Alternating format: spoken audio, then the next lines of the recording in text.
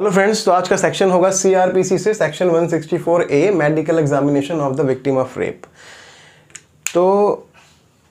किसी भी महिला का जब रेप होता है तो उसकी मेडिकल एग्जामिनेशन होती है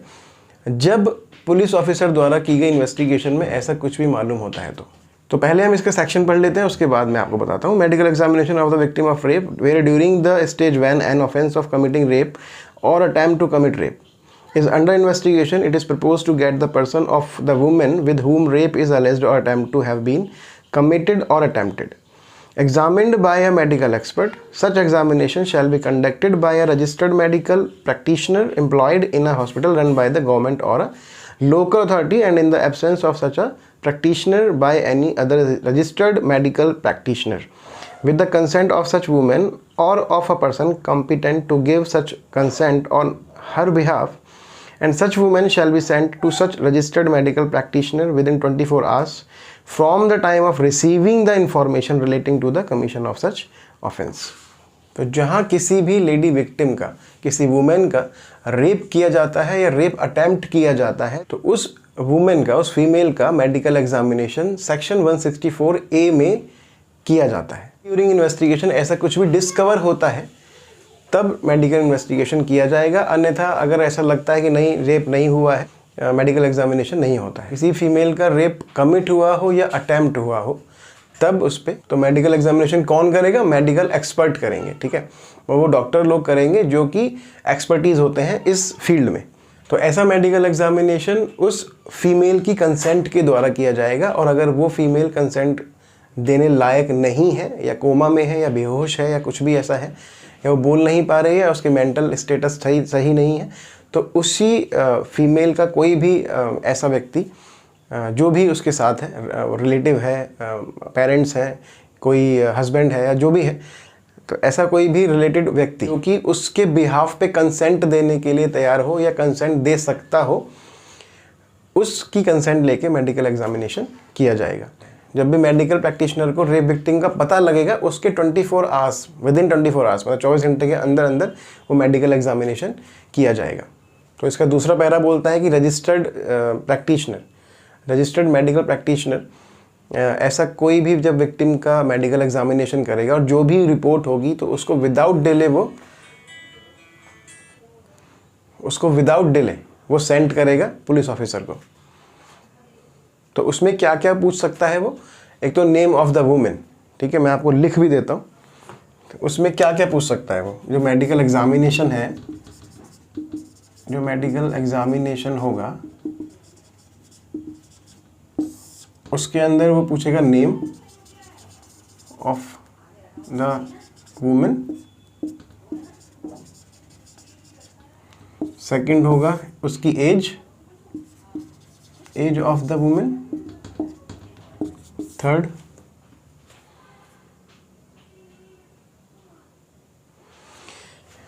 डीएनए प्रोफाइलिंग के लिए उसके बॉडी पार्ट से मिला कोई भी ऐसी वस्तु जो जिस व्यक्ति द्वारा रेप किया गया है,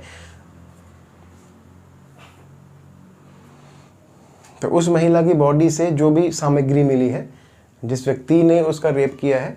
उसका कोई भी ऐसा चीज़, कोई उसके बाल या उसका सीमेन या कोई भी ऐसा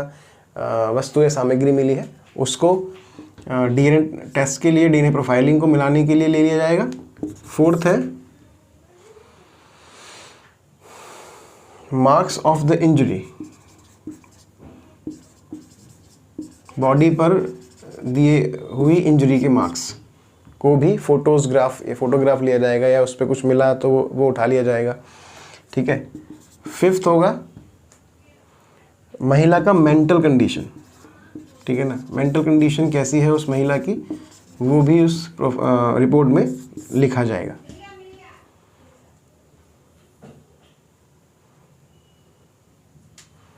और सिक्स्थ होगा अदर मटेरियल, कोई भी ऐसे मटेरियल जो कि उसकी बॉडी पार्ट से मिलेंगे, कोई भी ऐसी चीज़ जो उसकी बॉडी पार्ट से मिलेगा, या रेप जहाँ पे हुआ है वहाँ कुछ मिलेगा, जहाँ रेप हुआ है वहाँ ऐसा कुछ मिलेगा, तो उसको ले लिया जाएगा और अपनी रिपोर्ट के अनुसार उसको लिखा जाएगा, और जो भी एविडेंसेस मिलेंगे उनको एक पॉलीथीन में बंद करके रख लिया जाता है जिससे उनसे छेड़छाड़ ना हो पाए। रिपोर्ट में प्रत्येक निष्कर्ष पर पहुंचने का कारण भी बताया जाएगा कि कोई रिपोर्ट किस बिहाफ पे बनाई गई है, वैसा भी बताया जाएगा कि क्या कारण है इस रिपोर्ट को बनाने का। रिपोर्ट में ये भी लिखा जाएगा कि हाँ, इस सब को करने से पहले हमने महिला की कंसेंट ले लिया था या महिला के बिहाफ पे किसी और ने कंसेंट दे दिया था। तो रिपोर्ट में एग्जामिनेशन स्टार्ट होने से ख़त्म होने तक का पूरा टाइम लिखा जाएगा कि किस समय वो स्टार्ट हुई थी और किस समय हमने एग्जामिनेशन को पूरा कर लिया था। मेडिकल प्रैक्टिशनर जब पूरी रिपोर्ट बना लेगा तो बिना देरी करे वो पुलिस ऑफिसर को सेंड कर देगा और पुलिस ऑफिसर बिना देर करे वो मजिस्ट्रेट को सेंड कर देगा। तो ये जो डॉक्यूमेंट सेंड करेगा वो पुलिस ऑफिसर का सेक्शन 173 क्लॉज ए के तहत डॉक्यूमेंट सेंडेड होते हैं। इस धारा की कोई भी बात या कोई भी मेडिकल एग्जामिनेशन को कंसेंट अगर विदाउट कंसेंट किया जाता है तो फिर वो लीगल नहीं मानी जाएगी। अगर कोई भी ऐसी रिपोर्ट बना दी जाती है लेकिन उस रिपोर्ट से पहले उस महिला की कंसेंट नहीं ली जाती है, मतलब अलग अलग रिपोर्ट से ना, जैसे मान लीजिए भाई पहले उसने नेम बता दिया, अपना एज बता दी, लेकिन डीएनए प्रोफाइलिंग के लिए सब कुछ अलग अलग लिख दिया है ना, या तो उसको पूरा बताया जाए कि देखो आपका ये चीज़ें होंगी तो क्या आप सबके लिए कंसेंट देती हैं, या फिर उसको अलग अलग पूछा जाता है कि नेम बताओ ना, एज बताओ, डीएनए प्रोफाइलिंग के लिए हम आपका ये चेक करेंगे, कर लें क्या, फिर मार्क्स इंजरी देख लें, मेंटल कंडीशन आपकी कैसी है हम वो देख रहे हैं इस वक्त, ठीक है, उसके लिए आप ऐसा करो, ऐसा बोलो, ऐसा बताओ। तो अदर और जो भी अदर मटेरियल कुछ करना है तो फिर उसके लिए पूछते हैं कि हम और भी बॉडी चेकअप कर सकते हैं तो कर लें क्या, ठीक है, या फिर सब कुछ एक साथ बता के उससे कंसेंट पे साइन करा लो, ठीक है। तो एक फॉर्म अलग होता है जिसपे वो कंसेंट पे साइन कराए जाते हैं, कंसेंट फॉर्म होता है वो। तो वो एक बार कंसेंट फॉर्म पे साइन हो गए तो फिर ये सब चीज़ें आराम से हो सकती हैं। लेकिन अगर कंसेंट फॉर्म पे साइन नहीं हुए हैं, कई बार ऐसी गलतियाँ हो जाती हैं, और अगर रिपोर्ट बना दी गई है और अगर ये पता लग जाता है कि रिपोर्ट बनाने के बाद कंसेंट किया गया है, साइन किया गया है, तो वो भी लीगल नहीं माना जाएगा। सारा कुछ करने से पहले कंसेंट होना चाहिए, अगर बाद में की गई है तब भी वो लीगल नहीं माना जाएगा।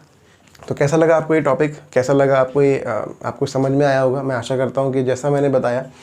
आपको वैसे ठीक ठीक समझ में आ गया होगा। और अगर प्लीज़ आपको पसंद आया है तो इसको लाइक करें, और अगर आप नए हैं तो हमारे चैनल को सब्सक्राइब करें।